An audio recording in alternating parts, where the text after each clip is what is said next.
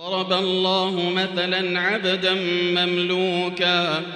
الله مثلا عبدا مملوكا لا يقدر على شيء ومن رزقناه منا رزقا حسنا فهو ينفق منه سرا وجهرا هل يستوون الحمد لله بل أكثرهم لا يعلمون وضرب الله مثلا رجلين أحدهما أبكم لا يقدر على شيء وهو كل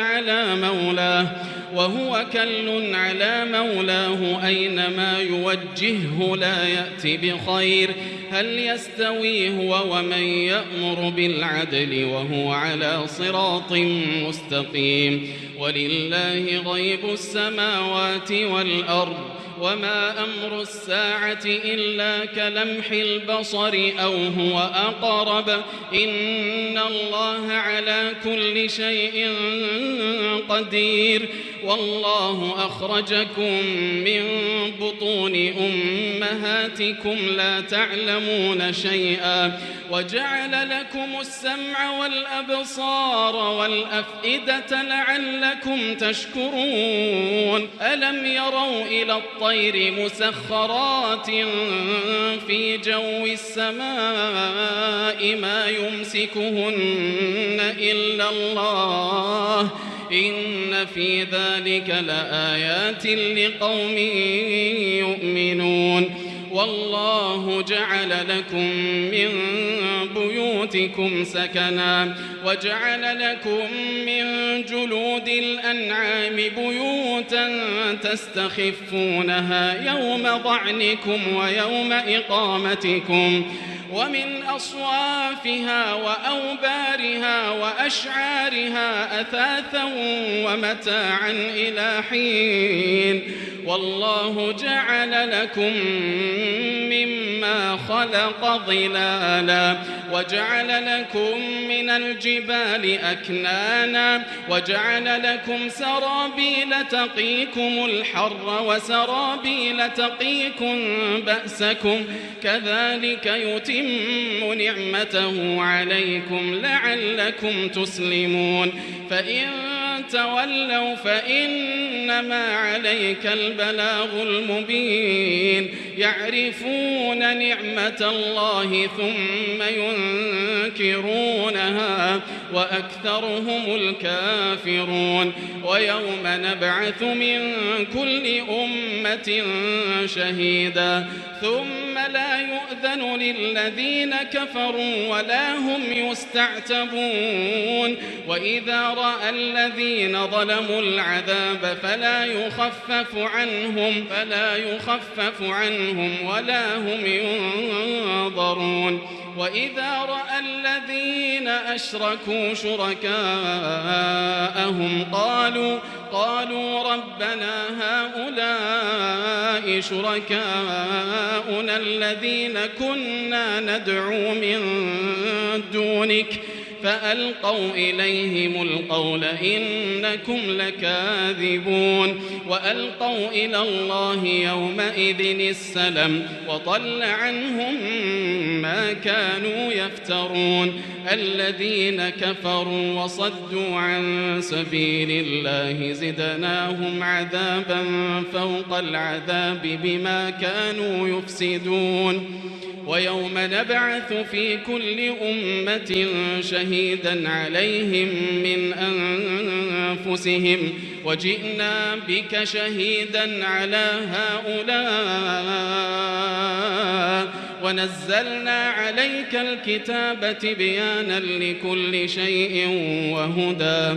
وهدى ورحمة وبشرى للمسلمين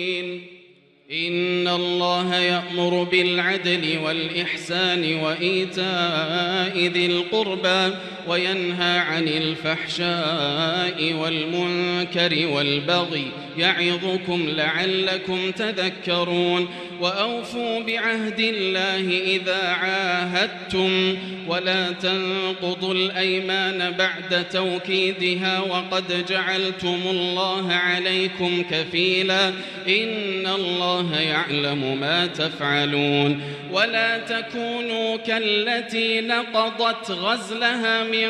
بعد قوة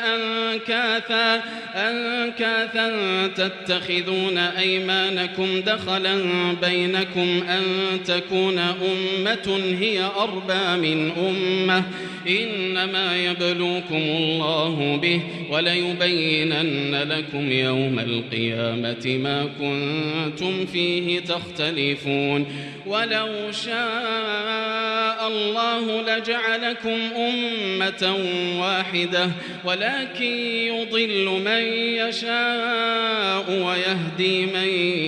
يشاء ولتسألن عما كنتم تعملون ولا تتخذوا أيمانكم دخلا بينكم فتزل قدم بعد ثبوتها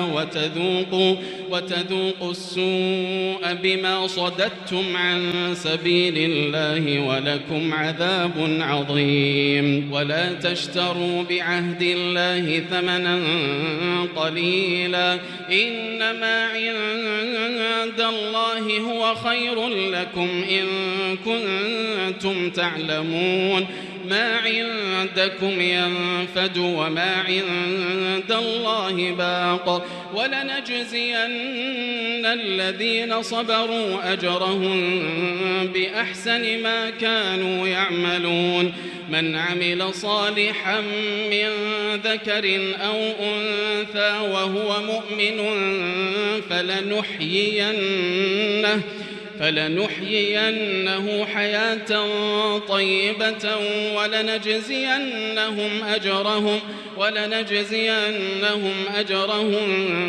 بأحسن ما كانوا يعملون فإذا قرأت القرآن فاستعذ بالله من الشيطان الرجيم إنه ليس له سلطان على الذين آمنوا وعلى ربهم يتوكلون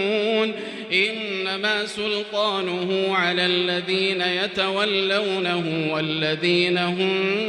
به مشركون وإذا بدلنا آية مكان آية والله أعلم بما ينزل قالوا إنما أنت مفتر بل أكثرهم لا يعلمون قل نزله روح القدس من ربك بالحق ليثبت الذين آمنوا وهدى وبشرى للمسلمين.